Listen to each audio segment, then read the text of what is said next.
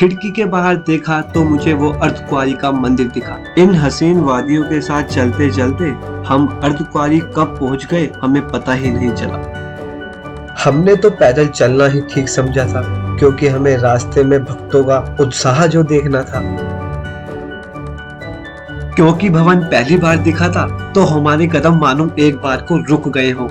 नमस्कार दोस्तों, आपका एक बार फिर से स्वागत करते हैं हमारे चैनल पर। आज आप सभी को बता दूं, आज हम आपको लेकर जा रहे हैं वैष्णो देवी। तो फिलहाल दिल्ली से हम निकल चुके हैं, जैसे कि आप देख सकते हैं। फिलहाल हमें पहुंचना है कटरा, जो कि लगभग दिल्ली से 600 किलोमीटर दूर है।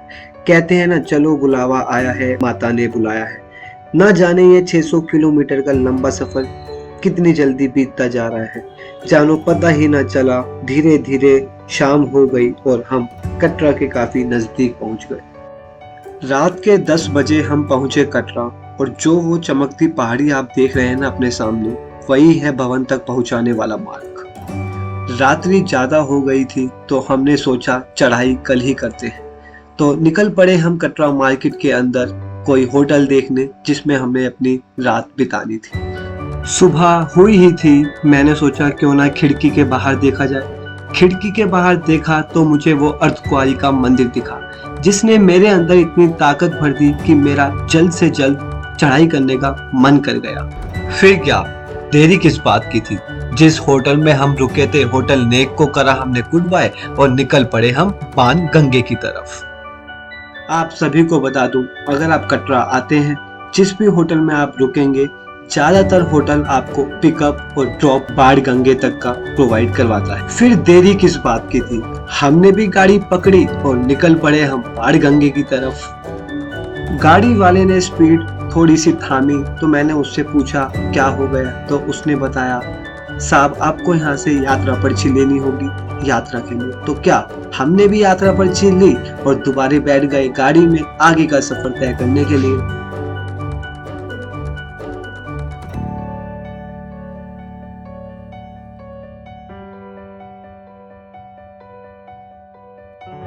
होटल से 2 किलोमीटर का सफर तय करने के बाद जब मुझे भक्तों की भीड़ दिखाई दी, तो उससे ही मालूम चल गया कि हम बाण गंगे के काफी नजदीक पहुंच चुके हैं।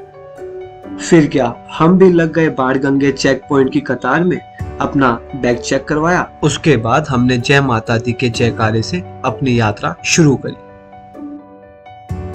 हल्की सी दूर चले ही थे कि 2 रास्ते कट रहे थे। एक था नया रास्ता जो तालकोट मार्ग के नाम से जाना जाता है, और एक था पुराना रास्ता। हमने चुना पुराना रास्ता क्योंकि हमें चरण पादुका के दर्शन करने थे, जो कि आपको नए रास्ते से नहीं होंगे।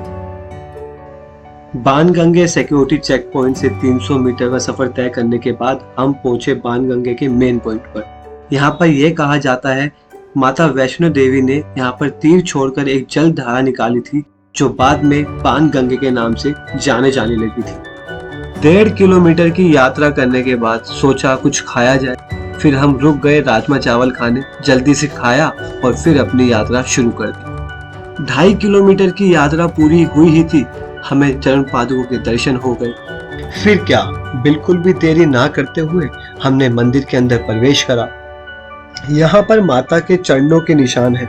मान्यता है यहाँ पर माता ने खड़े होकर पीछे मुड़कर देखा था भैरवनाथ को, जिसके बाद से माता यहीं पर लुप्त हो गई थी। इसके बाद अर्धकुंवारी गर्भ जून में माता 9 महीने वहां पर रही हैं, और उसके बाद भवन में माता के पिंडियों के रूप में दर्शन है।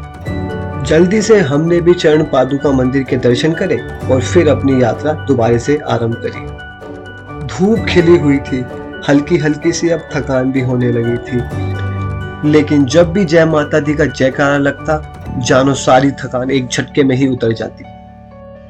बच्चा हो या हो जवान, बुजुर्ग हो या हो पहलवान, जब भी जय माता दी का जयकारा सुनते, सब में एक अलग ही उत्साह भर जाता और उनकी रफ्तार जानो और तेज हो जाती।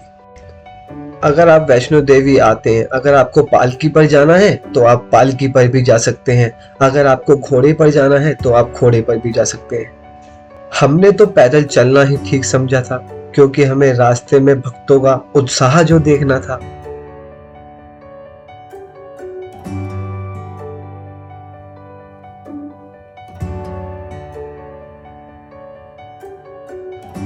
जैसे जैसे आगे बढ़ रहे थे हल्की हल्की थकान तो होने ही लगी थी, लेकिन मन में जय माता दी की पुकार थी, जिस कारण से हमारे कदम थम ही नहीं रहे थे। बस एक ही इच्छा थी कि जल्दी से माता के दर्शन हो जाए। इन हसीन वादियों के साथ चलते चलते हम अर्धकुंवारी कब पहुंच गए हमें पता ही नहीं चला।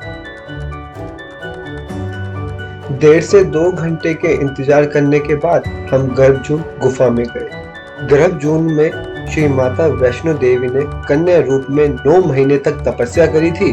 गर्भजून की गुफा से निकलने के बाद हमने मंदिर के दर्शन करे, उसके बाद अपनी यात्रा दोबारा से आरंभ करी।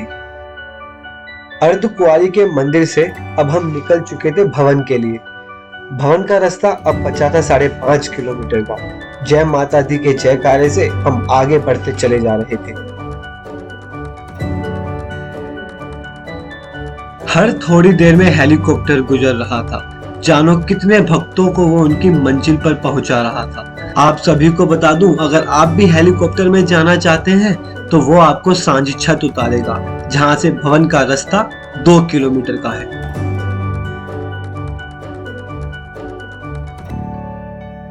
और आखिरकार वो समय आ ही गया था जब हमें पहली बार भवन के दर्शन हुए। इस वक्त हम भवन से 1 किलोमीटर की दूरी पर थे। क्योंकि भवन पहली बार दिखा था तो हमारे कदम मानो एक बार को रुक गए हो। मन कर रहा था कि भवन को दूर से ही निहारते रहो, लेकिन अंदर से तो आवाज आ रही थी ना कि जल्दी से भवन के पास चलो, माता ने बुलाया है। तो बस क्या था, हमारे कदम और तेजी से बढ़ गए। मन तो ऐसा हुआ कि जितनी यात्रा बची है उसको भागकर पूरा कर लिया जाए। कुछ दूरी तक हमने ऐसा करा भी।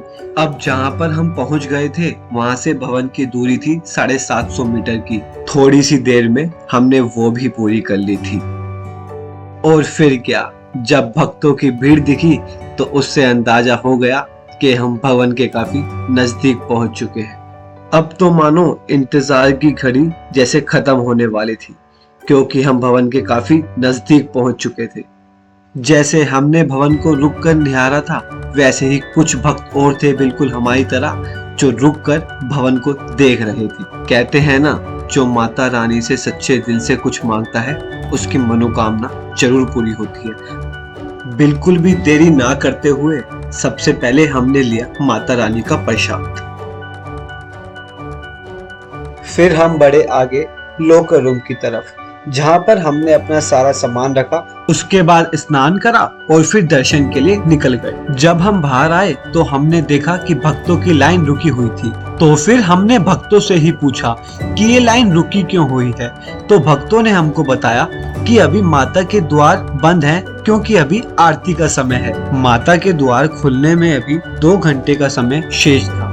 भूख तो लगी ही रही थी, तो हमने सोचा क्यों ना कुछ खाया जाए। फिर हम चले गए नत्थु स्वीट पर, जहाँ पर हमने खाया डोसा सांभर, और फिर उसके बाद हमने भवन के कपाट खुलने का इंतजार किया।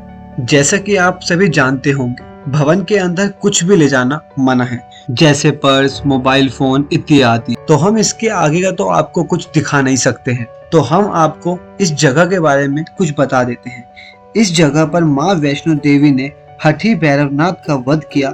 वह स्थान आज पूरी दुनिया में भवन के नाम से प्रसिद्ध है। इस स्थान पर माँ काली, माँ सरस्वती और माँ लक्ष्मी पिंडी के रूप में गुफा में विराजित हैं। इन तीनों के सम्मिलित रूप को ही माँ वैष्णो देवी का रूप कहा जाता है। मान्यता है माता रानी से सच्चे दिल से मांगी गई मनोकामना जरूर पूरी होती है। फिर क्या, हमें भी माता रानी के दर्शन पाने का सौभाग्य प्राप्त हुआ। हमने दर्शन करे और फिर कटरा की ओर रुख करा। तो दोस्तों, उम्मीद है आपको वैष्णो देवी का व्लॉग अच्छा लगा होगा। अगर वीडियो पसंद आई हो तो प्लीज़ लाइक, शेयर, सब्सक्राइब करना ना भूलें। जल्दी से मिलेंगे नई वीडियो में, तब तक के लिए good bye and don't forget to subscribe Akshat backpacker. Thank you guys.